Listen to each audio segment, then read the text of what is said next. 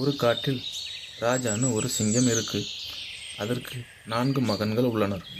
ஒரு நாள் அந்த 4 சிங்கங்களும் வந்து ராஜாவிடம் கேட்கிறார்கள், அப்பா, உங்களுக்கு பிறகு நாங்கள் எங்களில் ஒருவரை ராஜாவாக ஏற்றுக்கொள்ள வேண்டும்.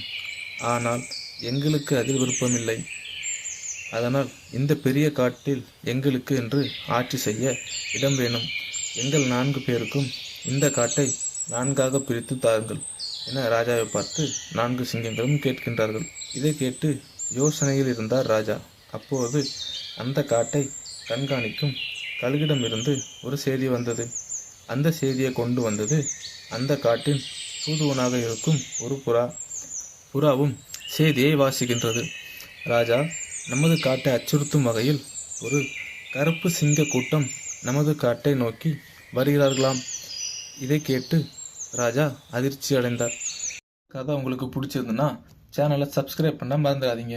இந்த மாதிரி கதைகளை தொடர்ந்து நம்ம சேனலில் கேட்குறதுக்கு பெல் பட்டனை ஆளில் வச்சுக்கோங்க.